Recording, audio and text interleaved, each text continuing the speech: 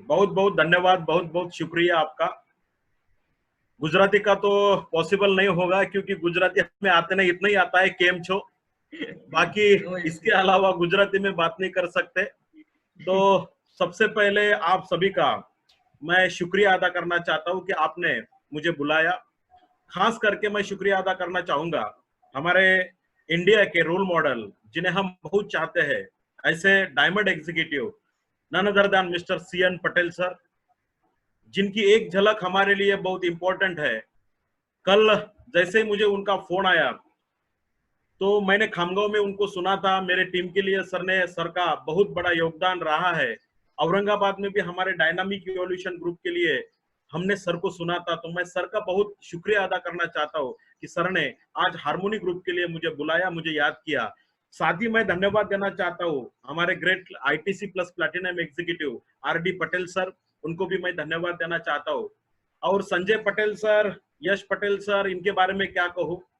मुझे तो ऐसा लग रहा है अभी कि एक जनरेशन ने बिजनेस को स्टार्ट किया है, दूसरी जनरेशन उसे आगे बढ़ा रही है। आने वाले थर्ड जनरेशन, आने वाले फोर्थ जनरेशन, आने वाले फिफ्थ जनरेशन, जितने भी पटेल जनरेशन आएगी, माय लाइफस्टाइल का नाम पूरे इंडिया में, पूरे हिंदुस्तान में और पूरे वर्ल्ड में फेमस करेंगे। और मुझे ऐसा लगता है कि पटेल फैमिली अब सिर्फ पटेल फैमिली नहीं रह चुकी है, आने वाले दिनों में ये नेशनल प्रॉपर्टी बनने वाली फैमिली बन चुकी है। तो सभी पटेल फैमिली को मैं धन्यवाद देना चाहता हूँ, आगे के लिए शुभकामनाएं देना चाहता हूँ।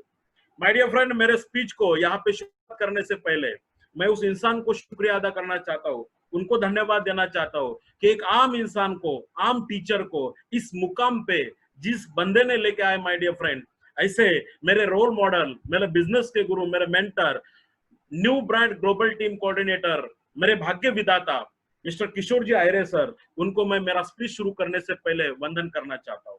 और एक बात कि आप सभी लोगों से मैं बोलना चाहूंगा, जब भी CN पटेल सर और किशोर आयरे सर साथ में रहते हैं तो एक को छुपाओ और एक को आगे करो। मतलब जब CN पटेल सर बात करते हैं तो ऐसा लगता है कि किशोर आयरे सर बात कर रहे हैं, और जब किशोर आयरे सर बात करते हैं तो ऐसा लगता है CN पटेल सर बात कर रहे हैं। इतना बड़ा ज्ञान का भंडार हार्मोनी ग्रुप के पास है, CN पटेल सर, और डायनामिक इवोल्यूशन के पास है किशोर जी आहिरे सर। तो मैं दोनों गुरुओं को नमन करना चाहता हूं आज के मेरे स्पीच के दौरान। तो माय डियर फ्रेंड, मेरा नाम माणिक जाधव। बेसिकली मैं महाराष्ट्र, विदर्भ एक रीजन है हमारे महाराष्ट्र में। महाराष्ट्र 4 भागों में डिवाइड हो चुका है। जैसे एक हमारा एक रीजन होता है पारंपरिक दृष्टि से मराठवाड़ा, दूसरा एक होता है विदर्भ, तीसरा एक हमारा होता है पश्चिम महाराष्ट्र खानदेश, और एक बॉम्बे का जो भाग होता है, मुंबई का जो भाग होता है। ऐसे 4-5 भागों में हमारा महाराष्ट्र विभाजन हो चुका है। तो आज के तारीख में अगर मैं देखा जाए तो मैं विदर्भ रीजन से बिलोंग करता हूं। विदर्भ एक रीजन है हमारे महाराष्ट्र का, और आप लोगों ने भी मीडिया में जाना होगा, पहचाना होगा। हमारा जो विदर्भ रीजन है, वो विदर्भ रीजन एक बात के लिए बहुत फेमस है, और वो बात अच्छी नहीं है, बुरी बात है। किसानों को जी सबसे बड़ी आत्महत्या होती है वो हमारे रीजन में है। जो किसान है, जो खेती बाड़ी करने वाले लोग होते हैं, वो सबसे ज्यादा आत्महत्याएं हमारे रीजन में होती है। तो ऐसे रीजन से मैं बिलोंग करता हूं माय डियर फ्रेंड। मेरा नाम माणिक जाधव है, और विदर्भ रीजन में एक बुल्ढाना नाम का एक डिस्ट्रिक्ट है। उस बुल्ढाना डिस्ट्रिक्ट में खामगांव नाम का एक थोड़ा सा छोटा सा कस्बा है, तहसील है। और उस खामगांव तहसील में एक छोटा सा गांव है, खामगांव से 17 किलोमीटर दूरी पे, जिस गांव का नाम है हिन्ना कारेगांव। जिस गांव की जनसंख्या 700-800 जनसंख्या वाले गांव से मेरा जन्म हुआ माय डियर फ्रेंड। खेती बाड़ी करने वाली फैमिली थी। हमारे पास 2.5 एकड़ की खेती थी, लेकिन 2.5 एकड़ खेती से गुजारा नहीं होता था। तो मेरे पिताजी और मेरे माताजी दूसरों के खेती में जाके खेत मजूरी का काम करते थे। बहुत सारे व्यूवर्स आज मुझे देख रहे होंगे, बहुत सारे गेस्ट मुझे आप देख रहे होंगे, पहचानते होंगे, सुनते होंगे, विचार करते होंगे कि यार ये अपना बिजनेस है या नहीं है। हम तो खेती बाड़ी करने वाले लोग हैं। हमारे माताजी, हमारे पिताजी, हमारे पुरखों में जितने भी लोग थे सब खेती का काम करते थे, मजूरी का क्या काम करते थे। क्या हम लोग इस बिजनेस में सक्सेसफुल बन सकते हैं? यस माय डियर फ्रेंड, सभी व्यूवर्स को, सभी गेस्ट को मैं बोलना चाहूंगा कि आप डेफिनेटली सक्सेसफुल बन सकते हो। क्योंकि इस बिजनेस में आने से पहले अगर मैं मेरा बैकग्राउंड बताऊं तो मेरे माताजी और मेरे पिताजी भी खेती का काम करते थे, सिर्फ खेती का नहीं, खेत मजदूरी का काम करते थे। तो ऐसे फैमिली से मैं बिलोंग करता था। मेरी माँ को दिन भर काम करने के बाद, पूरा दिन काम करने के बाद माय डियर फ्रेंड 12-13 रुपए रोज मिलता था, रोज मिलता था 12-13 रुपए रोज। और मेरे पिताजी 20-25 रुपए रोज कमाते थे। ऐसे फैमिली से मैं बिलोंग करता था। गांव में जिला परिषद की एक स्कूल हुआ करती थी और उस जिला परिषद स्कूल में 7वीं कक्षा तक वहां पे हमारे गांव में स्कूल हुआ करती थी। तो उस स्कूल में मैं जाके जिला परिषद में पढ़ा। उसके बाद 7वीं कक्षा पास होने के बाद अभी कहां पे पढ़े, क्योंकि गांव में स्कूल नहीं है। तो मेरे पिताजी ने मेरे मामा जी से बात किया और मेरे मामा जी ने मुझे बुलाया कि आगे की पढ़ाई के लिए मेरे घर में आ सकता है, रह सकता है। लेकिन वहां पे जाने के बाद मुझे पता चला कि मुझे सिर्फ पढ़ाई के लिए नहीं बुलाया था, उनके घर में जो छोटे छोटे काम होते थे वो भी मुझे करना पड़ता था। उनके खेती के जो भी छोटे छोटे काम होते वो भी मुझे करना पड़ता था। तो 8वीं 9वीं 10वीं तक मैं मेरे मामा जी के यहाँ पे पढ़ा और 10वीं के बाद जब मैं पास हो गया तो मेरे खानदान का मैं पहला इंसान था कि जो 10वीं कक्षा पास होके गांव में आ गया। तो 10वीं कक्षा पास होना भी बहुत बड़ी बात थी माय डियर फ्रेंड। तो ऐसे फैमिली से मैं बिलोंग करने वाला इंसान था। तो 10वीं के बाद अभी पढ़ाई करना था, लेकिन कहाँ करे, कुछ भी समझ में नहीं आ रहा था, गाइडलाइंस देने वाला कोई नहीं था। तो ऐसे सिचुएशन में कुछ मित्रों ने मुझे बता दिया कि खामगांव में 11वीं 12वीं आप आ सकते हो। तो 11वीं 12वीं पढ़ने के लिए जो पैसा चाहिए वो पैसा मेरे पास नहीं था, लेकिन मार्क्स अच्छे थे 10वीं में। तो उस बलबूते के ऊपर मेरा गवर्नमेंट हॉस्टल, जो हर एक तहसील में भारत सरकार, महाराष्ट्र सरकार द्वारा गवर्नमेंट हॉस्टल होता है, उस गवर्नमेंट हॉस्टल में मेरा नंबर लग चुका और फिर मैं 11वीं 12वीं गवर्नमेंट हॉस्टल्स में रह के मैंने कंप्लीट किया। अभी पिताजी ने स्पष्ट रूप से बोल दिया था कि आने वाला दिनों में हम आपको पढ़ा नहीं सकते, आपको कुछ ना कुछ जॉब करना पड़ेगा। तो फिर मैंने तुरंत 12वीं के बाद जॉब ढूंढने की कोशिश किया, लेकिन जब मैं मार्केट में चला गया तो पता चला वैसे जॉब नहीं मिलता, आपके पास किसी ना किसी प्रकार की डिग्री चाहिए या फिर किसी ना किसी प्रकार का डिप्लोमा चाहिए। तो 12वीं के बाद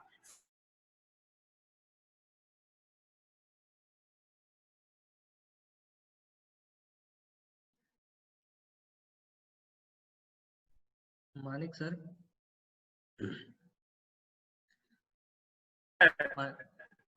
जो प्राइमरी टीचर का 2 साल का कोर्स मैं 10वीं कक्षा के बाद 11वीं 12वीं मैंने मेरा कंप्लीट किया।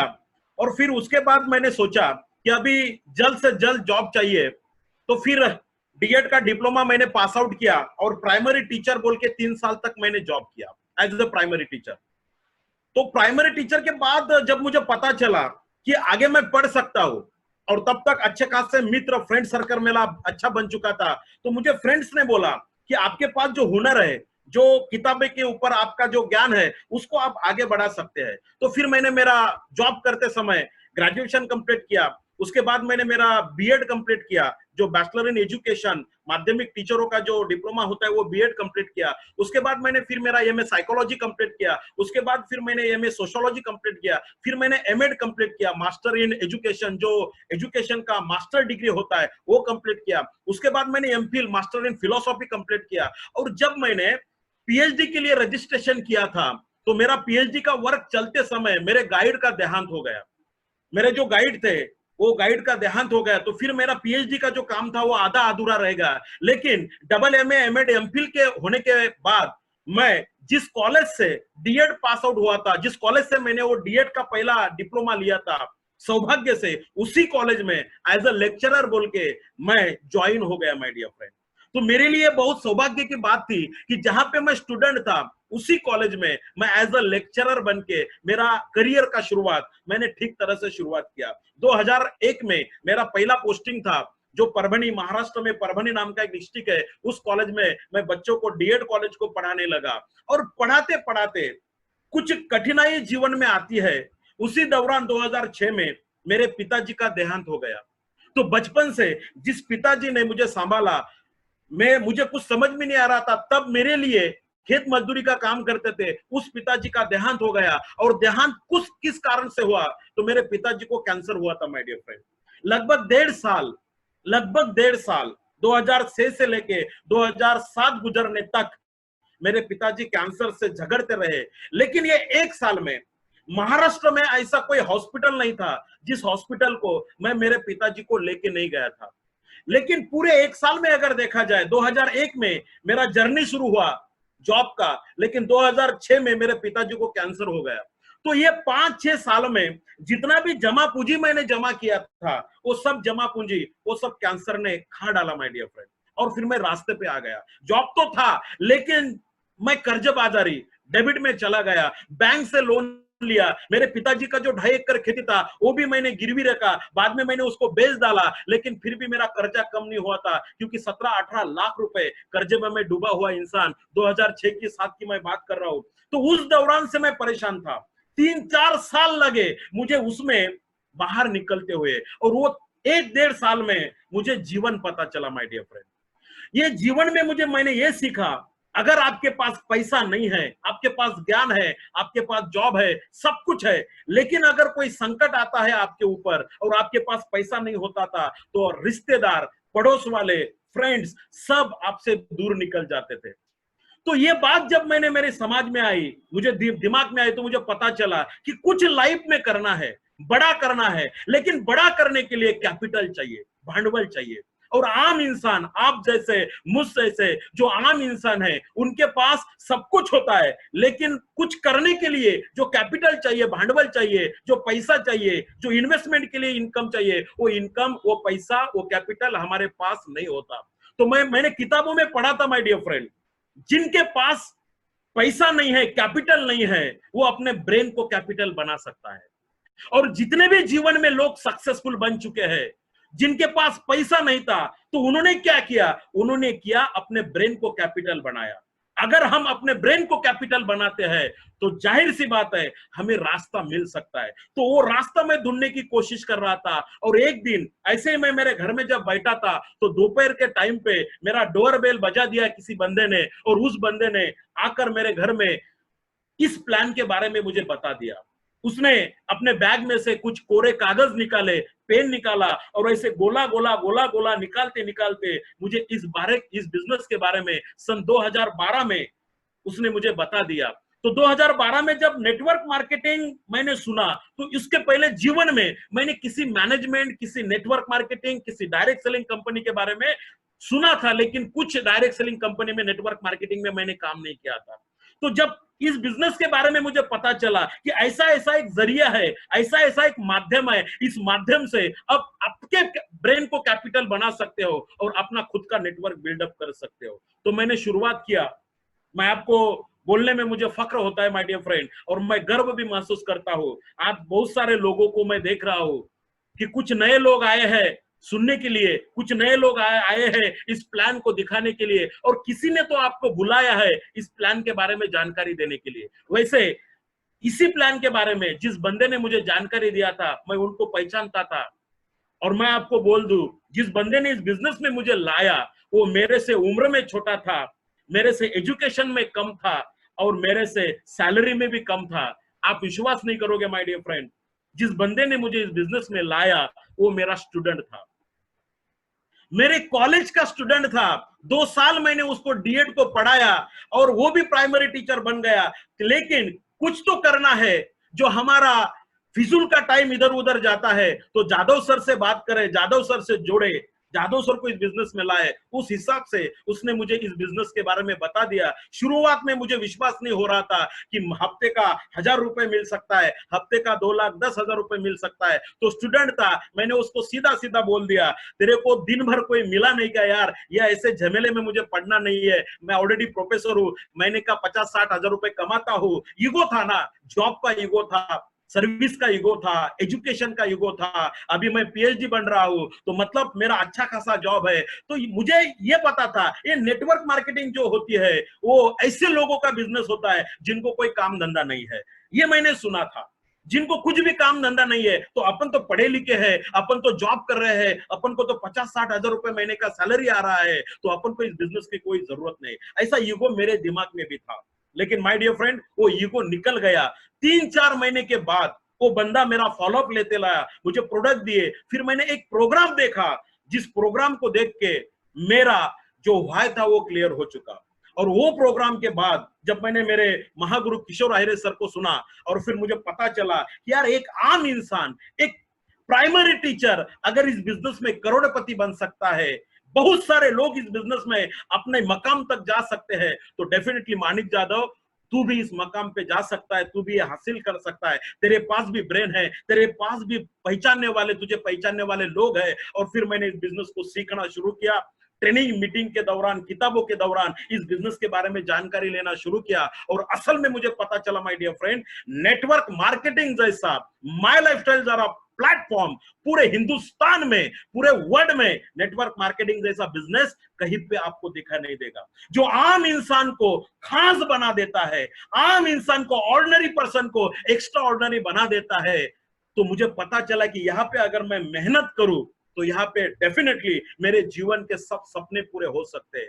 3 महीना स्टडी में चला गया माय डियर फ्रेंड, प्लान का स्टडी किया, मैनेजमेंट का स्टडी किया, प्रोडक्ट का स्टडी किया और दूसरे 3 महीने में इस बिजनेस के माध्यम से मैंने एक से बढ़कर एक रिकॉर्ड बनाना शुरू किया। और 6 महीने का पहला जो जर्नी था मेरा माय डियर फ्रेंड, आया था इस बिजनेस में 3-4 हजार रुपए कमाने के लिए, घर का किराया और किराना का माल अगर उतना भी बन गया इस बिजनेस के माध्यम से तो बहुत कुछ हासिल किया। लेकिन 6 महीने के बाद में मैंने देखा मेरा इस बिजनेस के माध्यम से महीने का इनकम था 1,12,000 रुपए।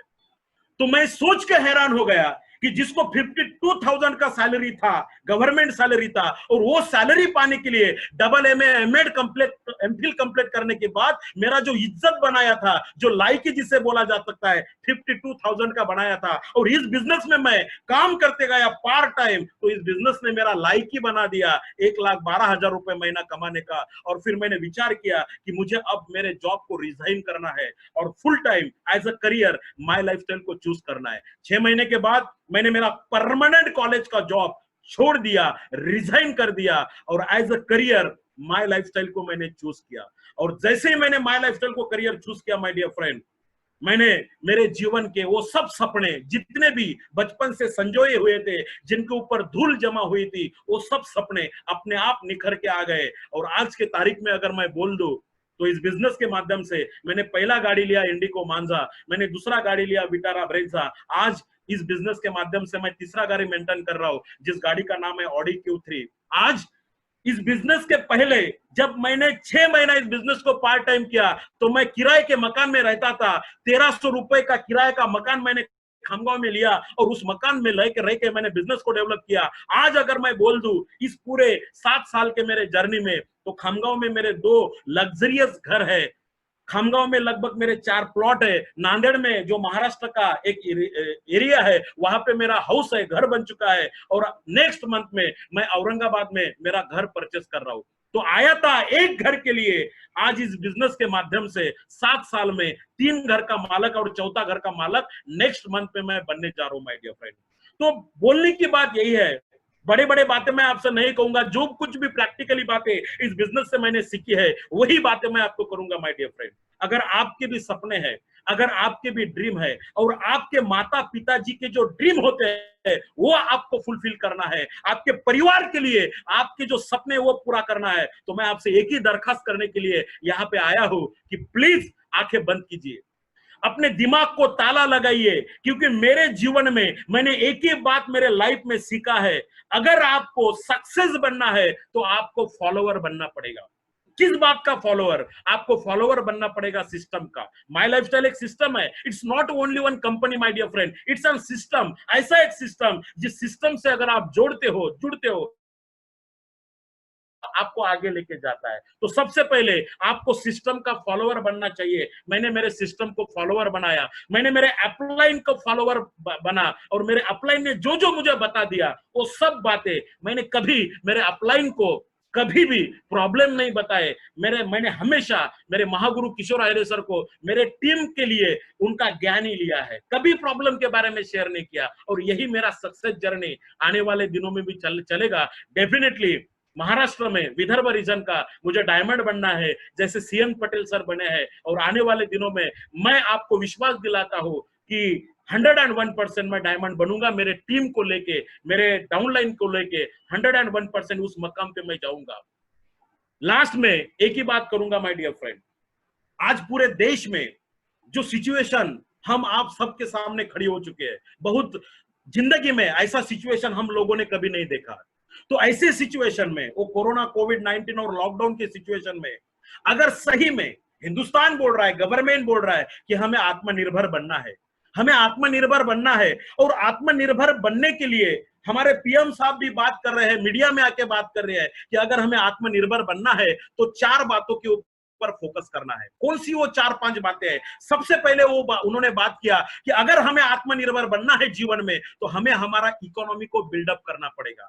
हमारा इकोनॉमी को बिल्डअप करना मतलब क्या? तो हमें अपनी तरक्की के लिए ऐसे कुछ मार्ग के ऊपर चलना पड़ेगा, पथ के ऊपर चलना पड़ेगा जहां से हमारा इकोनॉमी बिल्डअप हो सकता है। और इकोनॉमी बिल्डअप के लिए, पैसिव इनकम के लिए अगर काम करना है माय डियर फ्रेंड, तो मुझे लगता है माय लाइफस्टाइल जैसा प्लेटफॉर्म हमारे जीवन में आज आ चुका है। तो हमारा खुद का इकोनॉमी बिल्डअप करने के लिए हमें इस प्लेटफॉर्म के ऊपर चलना चाहिए। दूसरी बात, हमें इंफ्रास्ट्रक्चर को बढ़ाना है। अगर हमें माय लाइफस्टाइल में काम करना है तो माय लाइफस्टाइल के इंफ्रास्ट्रक्चर हमें समझ में आना चाहिए। मैं हिंदुस्तान में घूमता हूं, मैं पूरे महाराष्ट्र में घूमता हूं माय डियर फ्रेंड। बहुत सारे लोग मुझे पूछते हैं, सर अगर माय लाइफस्टाइल में सक्सेसफुल बनना है तो क्या करना पड़ेगा? ऐसी कौन सी चीजें हमारे पास होनी चाहिए? क्या हम भी आपके जैसे आईटीसी बन सकते हैं? क्या हम भी आपके जैसे प्लैटिनम बन सकते हैं? तो यस माय डियर फ्रेंड, आप भी आईटीसी बन सकते हो, आप भी प्लैटिनम बन सकते हो, आप भी डायमंड बन सकते हो। आपके सिर्फ माय लाइफस्टाइल के लिए लगने वाले जो इंफ्रास्ट्रक्चर है, वो इंफ्रास्ट्रक्चर होना चाहिए। कौन से इंफ्रास्ट्रक्चर? मैं दावे के साथ बोल सकता हूं, अगर आपके पास मोबाइल फोन है, अगर आपके पास थोड़ा सा इंटरनेट का ज्ञान है, और आपके पास पब्लिक है, ये 3 इंफ्रास्ट्रक्चर की मैं बात करता हूं। अगर ये 3 इंफ्रास्ट्रक्चर आपके पास है, आपके पास एक बढ़िया सा मोबाइल फोन है, एंड्रॉइड मोबाइल फोन, जिसके माध्यम से आप लोगों से बात कर सकते हो, आपके पास, आपके दिमाग में, आपके ब्रेन में थोड़ा सा इंटरनेट का ज्ञान है, और आपके पास अगर बड़ी तौर पे पब्लिक है, तो डेफिनेटली ये 3 इंफ्रास्ट्रक्चर के माध्यम से हम खुद आत्मनिर्भर बन सकते हैं। तीसरा, हमें सिस्टम से काम करना पड़ेगा। अगर हमें आत्मनिर्भर बनना है तो हमें सिस्टम से काम करना पड़ेगा। सिस्टम क्या है? आपकी अपलाइन जो हमें बताती है वही सिस्टम है। जो लिस्ट मेकिंग का काम है, जो इनविटेशन का काम है, जो लॉगिन का काम है, जो केवाईसी एनएफटी अपडेशन का काम है, जो प्रमोशन का काम है, जो जीटीएस का काम है, जो जूम मीटिंग में आने का काम है, जो क्लोजिंग का और फॉलोअप का काम है, यही सिस्टम है माय डियर फ्रेंड। अगर हम इस सिस्टम को अपने आप को मोड़ लेते हैं और इस सिस्टम के हिसाब से चलते हैं, तो डेफिनेटली हम माय लाइफस्टाइल में आत्मनिर्भर बन सकते हैं। और एक चौथा पिलर है, स्तंभ है, जिसे कहा जाता है डेमोग्राफी। मैं सोशियोलॉजी का स्टूडेंट हूं माय डियर फ्रेंड, और सोशियोलॉजी में हमें यह बताया जाता है कि डेमोग्राफी के हिसाब से आत्मनिर्भर बनने के लिए डेमोग्राफी के हिसाब से काम करना पड़ता है। डेमोग्राफी का मीनिंग यह होता है कि जो हमारी जनसंख्या है, उस जनसंख्या के आधार पर हर लोगों को, हर इंसान को, हर बंदे को समाये जाए, उसे समेट ले, ऐसा प्रकार की शास्त्रीय दृष्टि से रचना निर्माण करना, उसे ही बोला जाता है डेमोग्राफी।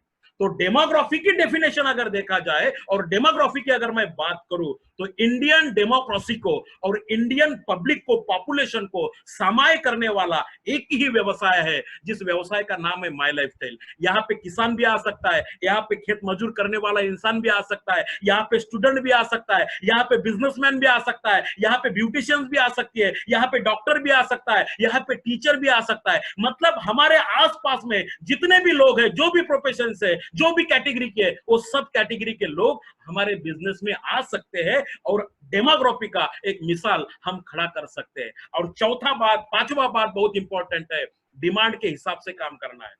डिमांड के हिसाब से काम करना है। अगर हमें आत्मनिर्भर बनना है तो डिमांड के हिसाब से काम करना है। आज हिंदुस्तान को, आज पूरे देश को किस बात की डिमांड है? 2 बातों की डिमांड है माय डियर फ्रेंड।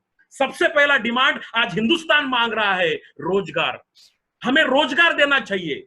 हिंदुस्तान के जितने भी आवाम है, हिंदुस्तान के जितने भी, इंडिया के जितने भी यूथ है, सब बोल रहे हैं हमें रोजगार दो, हमारे पास क्वालिटी है, हमें रोजगार दो। और वो रोजगार देने का फ्री में एक ही प्लेटफॉर्म है, जिसका नाम है माय लाइफस्टाइल। और दूसरी डिमांड हिंदुस्तान की है कि हमारी रोग प्रतिकारक शक्ति को बढ़ाए, हमारी इम्यूनिटी पावर को बढ़ाए। ये 2 डिमांड इस कोरोना में, इस लॉकडाउन में बहुत तेजी से बढ़ रही है माय डियर फ्रेंड। एक स्वयं रोजगार और दूसरा इम्यूनिटी। और इम्यूनिटी के बारे में आपको क्या बोलूं, माय लाइफस्टाइल में जो प्रोडक्ट है माय डियर फ्रेंड, इसके बाद अगर मैं सोचूं कि इसके अलावा और कुछ प्रोडक्ट आयुष प्रीमियम के प्रोडक्ट पूरे हिंदुस्तान में own and only elements brand, on and one brand, जो हमारे दो ब्रांड है जो बहुत बढ़िया इम्यूनिटी बूस्टर के नाम पे आज हिंदुस्तान ने नवाजा है। तो मुझे लगता है कि हिंदुस्तान की दो चीजें की जरूरत है, एक है इम्यूनिटी बूस्टिंग और दूसरा है स्वयं रोजगार। ये दो डिमांड के ऊपर अगर हमें काम करना है तो 101% हमारे पास माई लाइफस्टाइल है। देश का गवर्नमेंट तो आज बात कर रहा है, देश का गवर्नमेंट तो आज बात कर रहा है यश जी कि आत्मनिर्भर बनो, आत्मनिर्भर बनो। हमारा मैनेजमेंट तो 2003 से बात कर रहा है आत्मनिर्भर बनने की। हमारा मैनेजमेंट तो 2013 से आत्मनिर्भर बनने में जुड़ चुका है। तो गवर्नमेंट के 2 कदम आगे अगर कौन सा ऑर्गेनाइजेशन इस देश में चलता है तो उस ऑर्गेनाइजेशन का नाम है माई लाइफस्टाइल ऑर्गेनाइजेशन। समझना सिर्फ हमारी जिम्मेदारी है माय डियर फ्रेंड। इसे वही इंसान समझा जा सकता है जिसके पास ब्रेन है। पैसे की जरूरत नहीं है माय लाइफस्टाइल करने के लिए, पैसे की जरूरत नहीं है। पैसा कैपिटल आज के तारीख में माय लाइफस्टाइल में लगता नहीं है। मैं तो ये की बोलूंगा, ब्रेन यही हमारा कैपिटल है। और जितने भी आम इंसान मुझे देख रहे हैं, जिनको खास बनना है, जिनको यश पटेल जैसा सर जैसा बनना है, जैसे संजय पटेल सर ने काम किया वैसे काम करना है, जिस तरह से आरडी पटेल सर काम कर रहे हैं, जिस तरीके से सीएन पटेल सर का वर्किंग स्टाइल है माय डियर फ्रेंड, जो इथिक्स सीएन पटेल सर करते हैं। कभी मैंने सीएन पटेल को ये मेरा टीम, ये मेरा टीम, ये आपका टीम, ये आपका टीम ऐसा कभी नहीं देखा। जब हमारे टीम के लिए सर आते थे तो हमसे ज्यादा सीएन पटेल सर, मतलब जो डिसिप्लिन होता है वो हमें सर से सीखा है। अगर 5-10 मिनट भी लेट हुए तो सर तुरंत फोन करते हैं, जादव सर लोगों को अंदर बिठाओ, 5 मिनट लेट हो रहे हैं, लोगों को अंदर बिठाओ। मतलब ज्ञान देने की जो टेक्निक है सर में, तो रियली बोलता हूं ऐसे ग्रुप के साथ आप लोग जोड़ चुके हो। ऐसा ग्रुप जो हार्मोनी ग्रुप पूरे इंडिया में नंबर 1 पोजीशन पे चल रहा है, डायनामिक इवोल्यूशन ग्रुप जो नंबर 1 पोजीशन पे चल रहा है, ऐसे दो ग्रुप के मिलकर अगर हम हिंदुस्तान को दिशा दे तो एक नया महागुज हम बना सकते हैं। महाराष्ट्र और गुजरात जिसे महागुज बोला जा सकता है, और वो महागुज बनने के लिए आप भी एक हिस्सा बन सकते हो माय डियर फ्रेंड। तो सभी व्यूअर्स को, सभी गेस्ट को, सभी प्रोस्पेक्ट को और सभी लीडर को मैं फिर से एक बार वेलकम करना चाहता हूं, धन्यवाद देना चाहता हूं। छोड़ो कल की बातें, कल की बात पुरानी, नए दौर में लिखेंगे हम मिलकर नई कहानी। यही जज्बे के साथ और यही विश्वास के साथ आपको आगे बढ़ना है। हम साथ रहेंगे, रात दिन काम करेंगे और आपके सपने, आपके ड्रीम फुलफिल करने के लिए हम जोरदार तैयारी करेंगे। इसी विश्वास के साथ मैं मेरे वाणी को यहाँ पे विराम देता हूँ। Thank you very much all harmony group, all Patel group, और खास करके CN Patel sir, Yash Patel sir, RD Patel sir, Sanjay Patel sir, सभी को बहुत बहुत बहुत बहुत धन्यवाद। Thank you.